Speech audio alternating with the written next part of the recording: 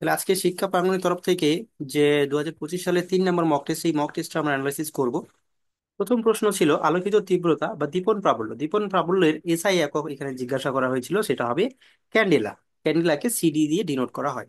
2 নম্বর প্রশ্ন, লিন তাপের একক কি? লিন তাপের একক জুল পার কেজি। তারপরে 3 নম্বর প্রশ্ন, নিচের কোনটি লব্ধ একক নয় আমাদের বলতেছে, সুতরাং আমাদের খুঁজতে হবে যে কোনটি মৌলিক একক। তাহলে মৌলিক একক আমরা জানি পদার্থের পরিমাণের মৌলিক একক হয় মোল। তাহলে মোল এটি হচ্ছে একটি মৌলিক একক, সুতরাং এটি লব্ধ একক নয়। আমরা টোটালে মৌলিক একক পড়েছিলাম 7টি। তাহলে 7টি এককের মধ্যে মোল একটি মৌলিক একক ছিল, সুতরাং এখানে লব্ধ একক নয় কোনটি? মৌলিক একক মোল, এটাই লব্ধ একক নয়। মৌলিক একক এবং লব্ধ একক কাকে বলে? যদি কোনো রাশির একক আমরা অন্য কোনো রাশির এককের সাহায্য ছাড়াই প্রকাশ করতে পারি, তাহলে সেই রাশির একককে মৌলিক একক বলা হয়। এবং একাধিক মৌলিক একক মৌলিক একক নিয়ে গঠিত যে একক, সেই একককে লব্ধ একক বলা হয়। কার্য বাই সময় এটা সমান কি? ক্ষমতা। কার্য বাই সময় সমান হচ্ছে ক্ষমতা। তো ক্ষমতার একক হয় ওয়াট এবং কার্যের একক জুল, সময়ের একক সেকেন্ড। তাহলে ওয়াট আমরা জানি, ওয়াট সমান জুল পার সেকেন্ড। তাহলে ওয়াট সমান হচ্ছে জুল পার সেকেন্ড। আর এটি হচ্ছে ক্ষমতার একক, আর জুল পার সেকেন্ডও ক্ষমতার একক। এই ওয়াট সমান এটা হয়। তাহলে জুল হচ্ছে কার্যের একক, সময় হচ্ছে সেকেন্ড। 5 নম্বর প্রশ্ন দেখো, এক অ্যাস্ট্রোনমিক্যাল ইউনিট 1 AU। 1 AU হচ্ছে সূর্য থেকে পৃথিবীর গড় দূরত্ব, আর যেটি 14,96,00,000 কিলোমিটার দূরে। তো এখান থেকে আমরা কি পাচ্ছি? তাহলে এইটার সঠিক উত্তর 1.496 × 10⁻11 মিটার, বা এটাকে আমরা 1.5 × 15 কোটি কিলোমিটারও ধরতে পারি।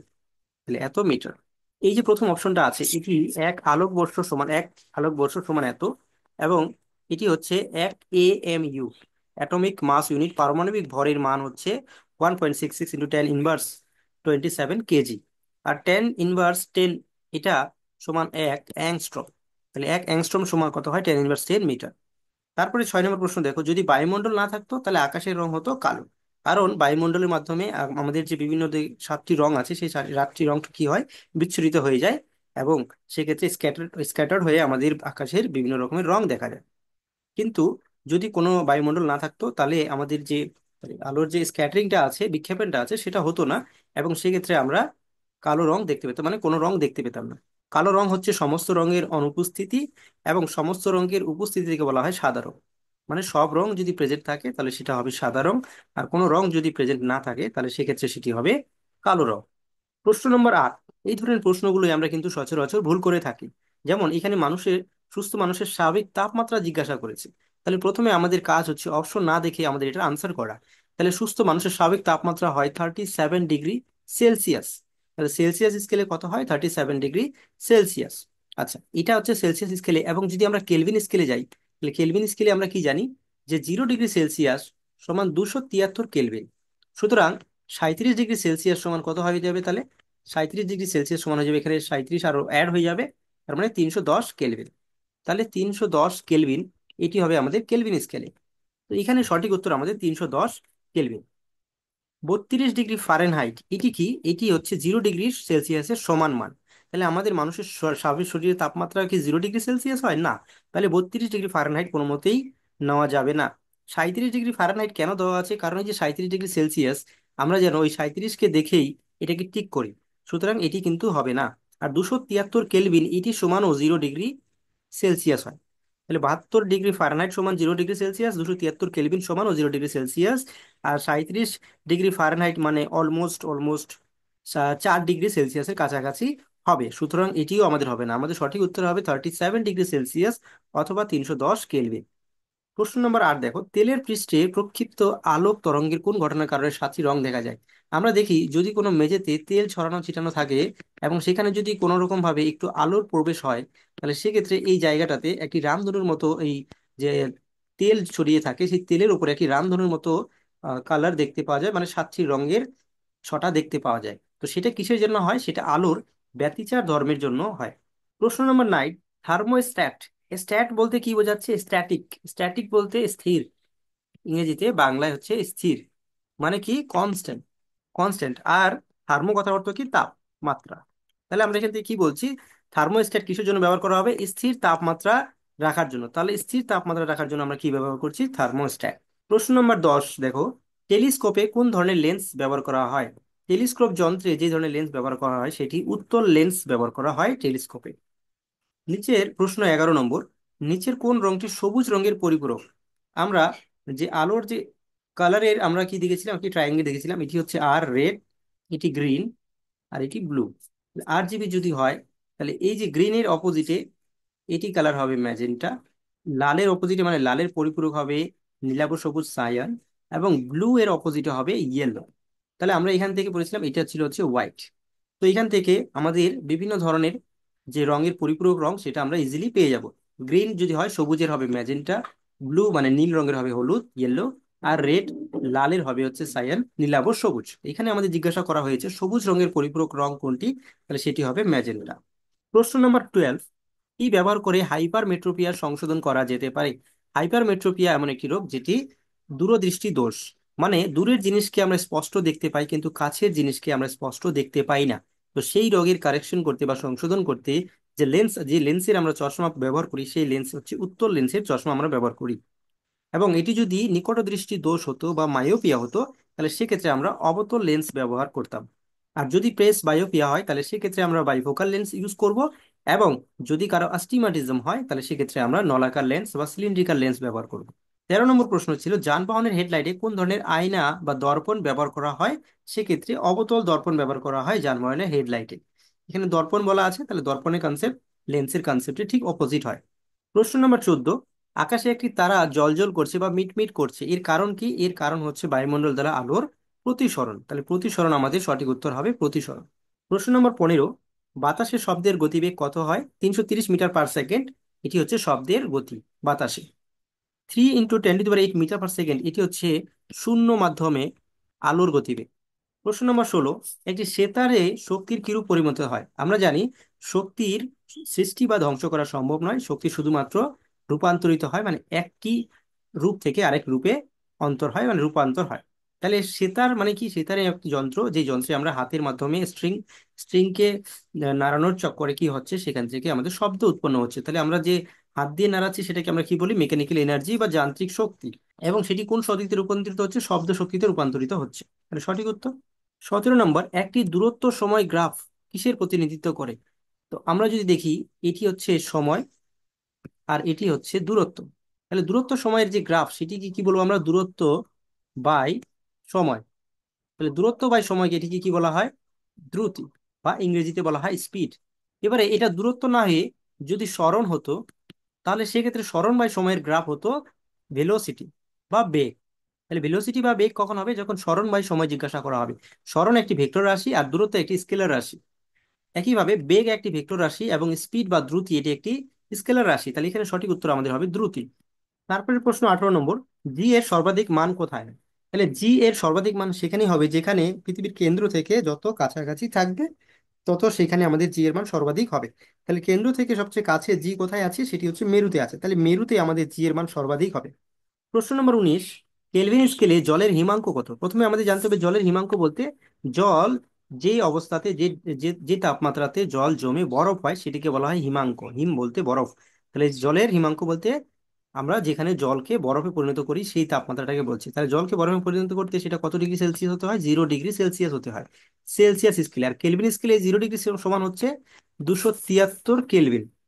এবং ফারেনহাইট স্কেলে যদি আমরা দেখি, এটা ফারেনহাইট স্কেলে এটি সমান হয় 32 ডিগ্রি ফারেনহাইট।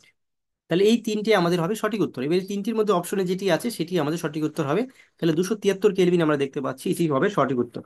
প্রশ্ন নম্বর 20, 4 ডিগ্রি সেন্টিগ্রেড উষ্ণতায় 5 মিটার কিউব জলের ভর কত? আমরা এসআই পদ্ধতিতে জলের ভর জানি 1000 কেজি/মিটার কিউব। মানে 1 মিটার কিউব জায়গার আয়তনের জন্য যে জলের ভর হয় সেটি 1000 কেজি হয়। এখানে টোটাল কত মিটার কিউব আছে? 5 মিটার কিউব আছে। তাহলে 5 মিটার কিউব জলের আয়তনের জন্য 1000 × 5 = 5000 কেজি তার ভর হবে। প্রশ্ন নম্বর 21, নিচের কোনটি সমলবনতার কাল্পনিক রেখাকে নির্দেশ করে?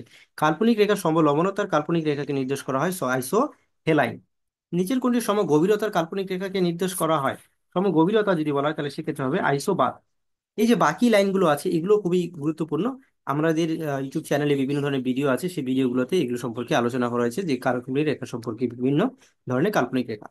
যেমন আইসোহেল মানে সমরৌদ্র রেখা, আইসোলাইন মানে সমমান রেখা, আইসোহাইট মানে সমবৃষ্টিপাতযুক্ত অঞ্চলের রেখা, আইসোডাফেন মানে সমপরিবহন রেখা, কো টাইডাল লাইন মানে সমজোয়ার রেখা।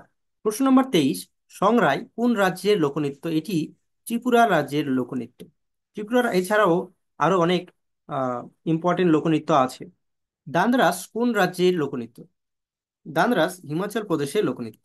প্রশ্ন নম্বর 25, সত্রিয়া কোন রাজ্যের লোকনৃত্য? সত্রিয়া অসম রাজ্যের একটি গুরুত্বপূর্ণ লোকনৃত্য।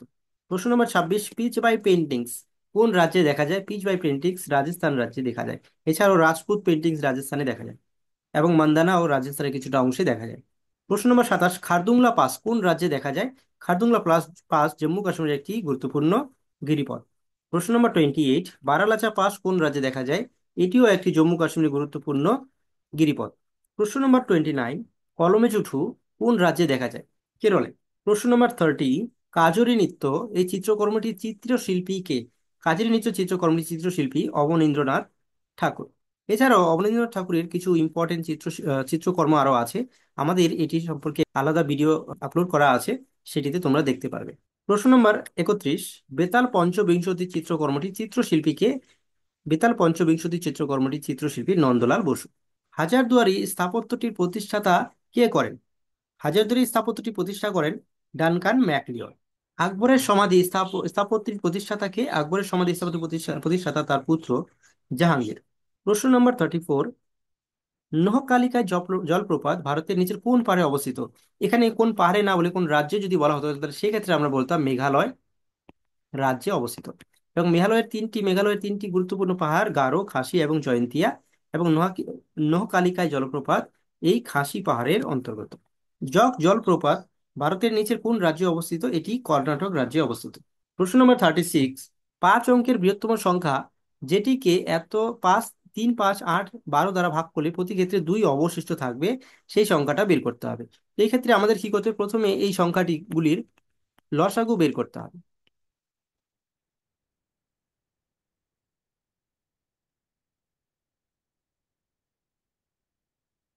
তাহলে নির্ণয় লসাগু আমাদের 120 হয়েছে, কিন্তু এই 120 আমাদের আনসার হবে না, কারণ এখানে 5 অঙ্কের বৃহত্তম সংখ্যা বলেছে। তাহলে 5 অঙ্কের বৃহত্তম সংখ্যা 5টি নয়, এই 5টি নয়কে 120 দিয়ে ভাগ করতে হবে। তাহলে 12 × 7 = 84, 12 × 8 = 96, 8 বার দিয়ে যাবে 960, থাকবে 39, একটা নয় নিচে নামবে, 12×3 = 36, তাহলে এখানে আবার 39 নামবে, দেন আবার একটা নয় নামবে, 12×3 আবার 360, এখান থেকে 39। তাহলে এই 39 এক্সট্রা থাকছে, এই 39কে যদি আমরা এই 5 অঙ্কের বৃহত্তম সংখ্যা থেকে বিয়োগ করে দিই, তাহলে আমরা নির্ণয় সেই সংখ্যাটাকে পাবো, যে সংখ্যাটাকে 3, 5, 12 দিয়ে ভাগ করলে ভাগফল মিলে যাবে। তাহলে সেটি কত হবে? 99999 মাইনাস 39 ইকালস টু 99,960।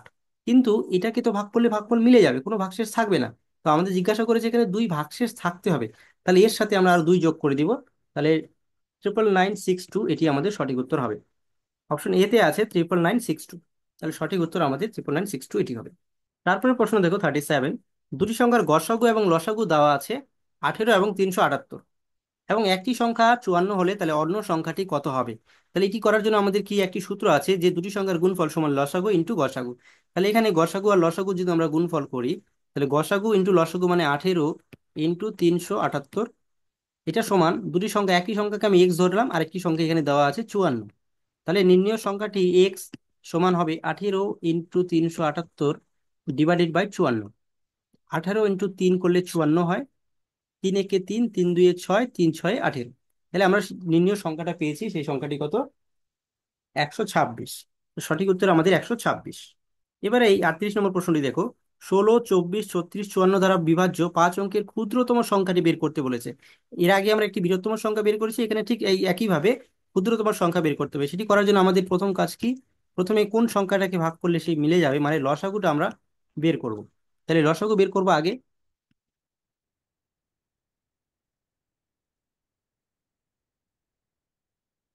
তাহলে নির্ণয় লসাগু আমাদের হচ্ছে 2 × 2 × 3 × 3 × 2 × 3 432।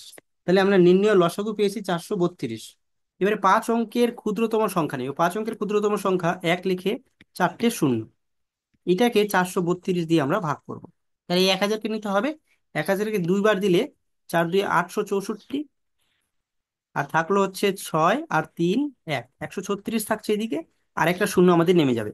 তাহলে 3 বার দিব, 3 2 6, 3 3 9, আর 4 3 12। তাহলে থাকলো 4 6, তাহলে 64 আমাদের থাকছে। এবারে কথা হচ্ছে এই 64 যদি আমরা এই সংখ্যাটা থেকে বিয়োগ করে দেই, তাহলে সেক্ষেত্রে আমাদের যে সংখ্যাটা পাবো সেই সংখ্যাটাকে 16 24 36 54 দিয়ে ভাগ করা যাবে। কিন্তু সেটি আমাদের উত্তর হবে না। কেন উত্তর হবে না?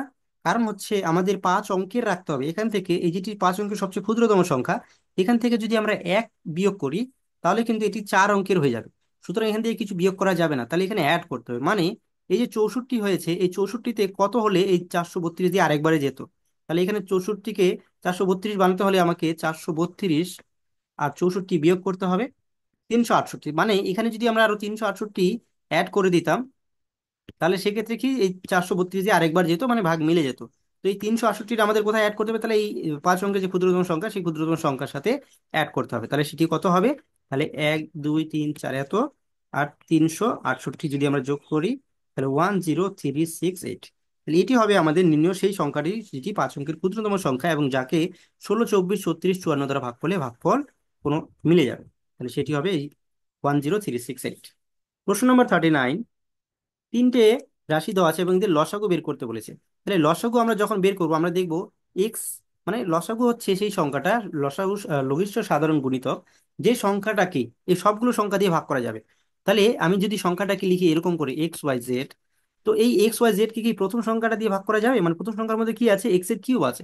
তাহলে এটাকে ভাগ করতে গেলে এক্স এর কিউব মিনিমাম রাখতে হবে, এবং ওয়াই এর মাথায় 4 আছে, তাহলে Y 4 মিনিমাম রাখতে হবে, এবং জেড এর মাথায় 5 আছে, তাহলে জেড এর মাথায় 5 আমাদের রাখতে হবে। তাহলে এই সংখ্যাটা দিয়ে ভাগ করলে মিলে গেল। এবারে এই সংখ্যাটা দিয়েও ভাগ করে মিলতে হবে। এখানে ওয়াই কিউব আছে, এখানে ওয়াই 4টা আছে, এখানে 3টা আছে, তাহলে ঠিক আছে, ওয়াই দিয়ে মিলে যাবে। Z 4, এখানে Z 5 আছে, তাহলে Z 4 দিয়েও মিলে যাবে। কিন্তু x⁵ দিয়ে কি x⁵ কে মিলবে? মিলবে না। তাহলে এখানে কি করতে হবে? তাহলে এটার মাথায়, x এর মাথায় 5 দিতে হবে। তাহলে এটা এটা দিয়েও কেটে গেল। এবারে এই সংখ্যাটা দিয়ে Z3, এখানে Z এর মাথায় 5টা আছে, x4, এখানে x 5টা আছে অলরেডি, কিন্তু y⁵ আছে, এখানে y এর মাথায় 4 আছে, তাহলে এটা দিয়েও ভাগ করা যাবে না। তাহলে এখানে y এর মাথায়ও আমাকে 5 নিতে হবে। তার মানে কি দেখলাম? যে x এর সর্বোচ্চ ঘাত অথবা y এর সর্বোচ্চ ঘাত এবং z এর যে সর্বোচ্চ ঘাতগুলো, সেগুলো নিতে হবে। কেন? তবেই আমাদের এই XY Z এর যে পাওয়ারগুলো আছে, সেই পাওয়ারগুলো দিয়ে এটাকে ভাগ করলে ভাগফল মিলে যাবে। তাহলে এটি হবে আমাদের নির্ণয় লসাগু। তাহলে লসাগু আমাদের অতি সঠিক উত্তর এটি। এবং এটি যদি এখানে যদি গসাগু বলা হতো, ঠিক উল্টোটা করবো আমরা। সবচেয়ে ছোট যে ঘাতটা আছে সেই ঘাতটাকে নিব।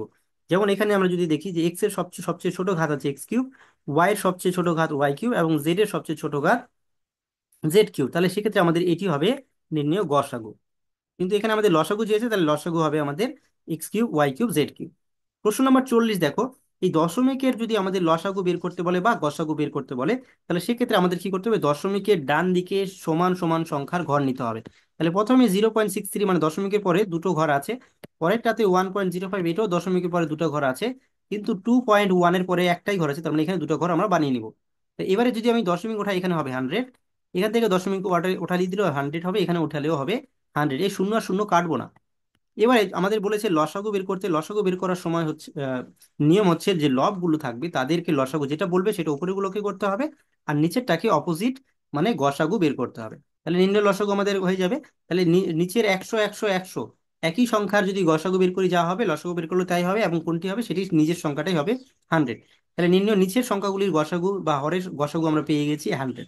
এবার আমাদের শুধুমাত্র 63, 105 এবং 210 এদের লসাগু বের করতে হবে। তাহলে এদের লসাগু বের করলে 7 দিয়ে দিব, 7 9 63, 15 7 105, আর 30 হচ্ছে এটা হবে। 3 দিয়ে দাও, 3 3 3 5 3 10, 5 দিয়ে যাবে, 5 3 5 1 5 2। তাহলে এখানে লসাগু আমরা কি পাচ্ছি? 7 × 3 × 5 × 3 × 2। তাহলে এই সংখ্যাটা পাচ্ছি আমরা। এটি কত হবে? তাহলে 5 2 10, 3 3 9, 7 9 63, আর 10 630। তাহলে 630 আমার হচ্ছে নির্ণয় লসাগু। এবারে এই কাটাকাটি করব, এটা দিয়ে এটি কেটে দিলাম, আর 6.3 তাহলে আমাদের সঠিক উত্তর হয়ে গেল। তাহলে 6.3 ইকালস টু আমরা 6.30, বা আমরা 6.3 যত ইচ্ছা জিরো নিতেই পারি, কোনো অসুবিধা নেই। তাহলে 6.3 বা 6.30 আমাদের সঠিক উত্তর। তো সুতরাং এটি হবে আমাদের নিম্ন সঠিক উত্তর।